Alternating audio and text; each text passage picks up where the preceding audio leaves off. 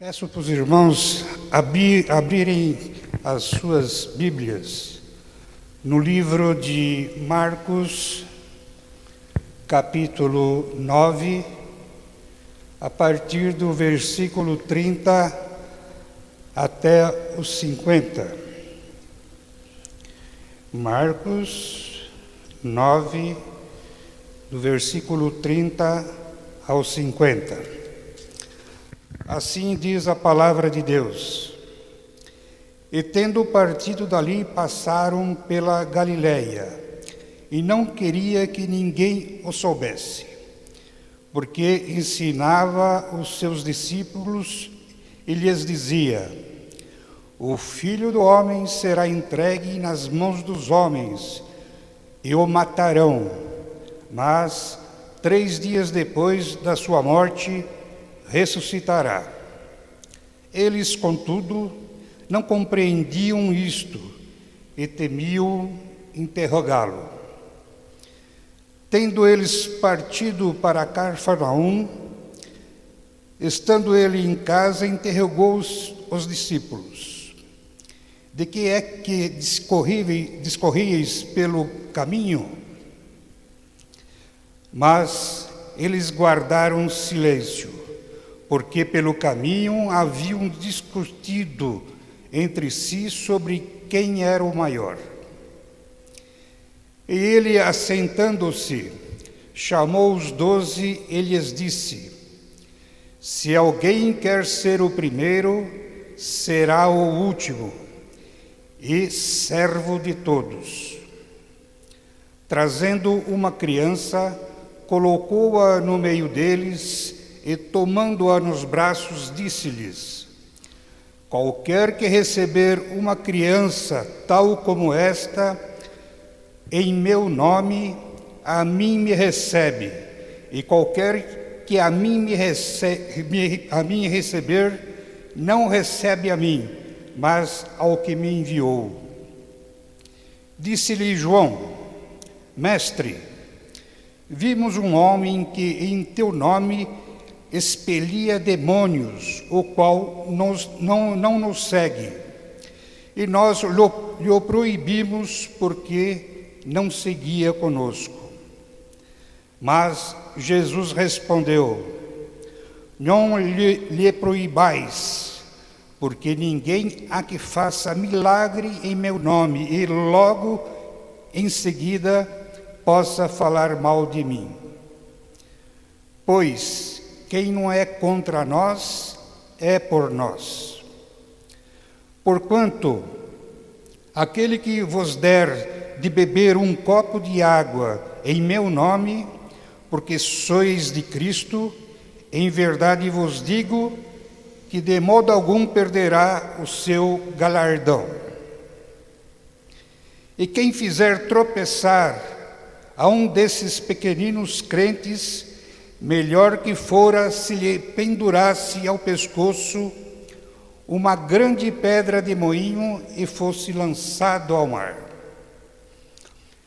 E se tua mão te faz tropeçar, corta-a, pois é melhor entrares maneta na vida do que, tendo 2 mãos, ires para o inferno, para o fogo inextinguível, onde não lhes morre o verme, nem o fogo se apaga. E se o teu pé te faz tropeçar, corta-o. É melhor entrares na vida aleijado do que, tendo 2 pés, seres lançado ao inferno, onde não lhes morre o verme, nem o fogo se apaga. E se um dos teus olhos te faz tropeçar, arranca-o. É melhor entrares no reino de Deus com um só dos teus olhos do que tendo os 2 seres lançados no inferno, onde não lhes morre o verme e nem o fogo se apaga. Porque cada um será salgado com o fogo. Bom é o sal, mas se o sal vier a se tornar insípido, como lhe restaurar o sabor? Tendes sal em vós mesmos e paz um com os outros. Irmãos, o Evangelho de Marcos foi a primeira narrativa da vida de Jesus posta em escrito, cerca do ano 65 depois de Cristo. Era uma época de matança em Roma. A igreja passava pelo holocausto realizado pelas mãos de Nero, em que muitos cristãos haviam sido queimados vivos nas festas de jardim de Nero. E dois dos personagens mais importantes da igreja, Pedro e Paulo, haviam sido executados. Ele foi escrito para os romanos e outras nações de gentios, e também por aqueles que se converteram ao cristianismo. O Evangelho de Marcos narra o ministério de Jesus e o segredo messiânico da sua vinda. Na sua primeira parte do livro, Jesus é o Messias. Desde o Antigo Testamento, nos tempos de opressão e de injustiças contra o povo judeu, que estava no exílio, no cativeiro, a grande esperança do povo de Deus era a chegada do Messias, o Salvador. O enviado ungido de Deus estaria próximo.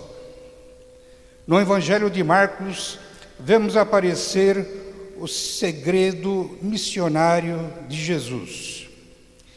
E Jesus proibia severamente a propagação e o segredo da sua missão. E Jesus, mas aos poucos Jesus foi sendo revelado e a sua filiação divina com o Messias pelo batismo, pela transfiguração e pelo Calvário. Na sua segunda parte do livro, o Evangelho se dedica a demonstrar em que consiste essa filiação divina. Já no batismo, a voz de Deus o havia proclamado: Tu és meu filho. Isso aí está lá em Salmos, no capítulo 2, versículo 7. Na transfiguração, a voz de Deus disse: Este é meu filho. Está em Marcos 14, do 61 a 62. E finalmente no Calvário, será reconhecido pelo centurião como o Filho de Deus, em Marcos 15, 39. Agora vamos nos fixar realmente a mensagem do texto de Marcos, capítulo 9, do 30 ao 50. Caminhando no sentido de Jerusalém, Jesus, nesse momento, se dedica principalmente a instruir os discípulos. Foi a fase de Jesus estar preparando os seus discípulos para estar propagando o reino, o seu reino, a sua palavra, a sua verdade. Jesus disse pela segunda vez, em Marcos 9:31, o Filho do Homem vai ser entregue na mão dos homens e eles o matarão. Mas quando estiver morto, depois de 3 dias ele ressuscitará. Mas os discípulos não compreendiam. E os discípulos estavam sempre confusos com o que Jesus lhes dizia. O retrato do Messias inesperado, cuja vitória consiste exatamente no fracasso. O Messias real veio em fraqueza. É interessante isso, não é, irmãos? O que o mundo esperava, o que o povo judeu esperava, era um Deus todo-poderoso, com toda a sua majestade, com todo o seu poder, estar presente, né? Estar salvando esse povo. E vem Jesus, que nasceu numa manjedoura, pobre. Essa foi a grande decepção, vamos dizer, dos judeus. Sua identidade também sempre em segredo, exceto para aqueles que o conheciam. Uma vitória que não virá imediatamente, e não foi assim, mas na hora de Deus, ou seja, ao terceiro dia, ele ressuscitou. Como Paulo diz em 1 Coríntios, no capítulo 1, versículos 18 a 25, na fraqueza e na insensatez de um Messias crucificado, Deus mostrou o seu poder e sabedoria, operando no mundo para a salvação. Nos versículos de Marcos 34, 35, diz: mas eles guardaram silêncio, porque no caminho haviam discutido sobre quem era o maior. Assentando-se, Jesus chamou os 12 e disse: se alguém quiser ser o primeiro, será o último, e servo de todos. Aqui, mais um grande ensinamento de Jesus aos discípulos e a todos nós. Os discípulos se achavam mais importantes um do que o outro, uma disputa, por poder entre eles. Jesus nos ensina que devemos ter humildade, de primeiro servir para depois ser servido. Nos versículos 36 e 37, mais um ensinamento da sua humildade. Com uma criança nos braços, demonstrou que somente os humildes que recebem tal criança seriam aceitos por Jesus e pelo seu Pai. As crianças na época de Jesus eram criaturas insignificantes, não participavam da vida social, da vida religiosa, eles eram marginalizados.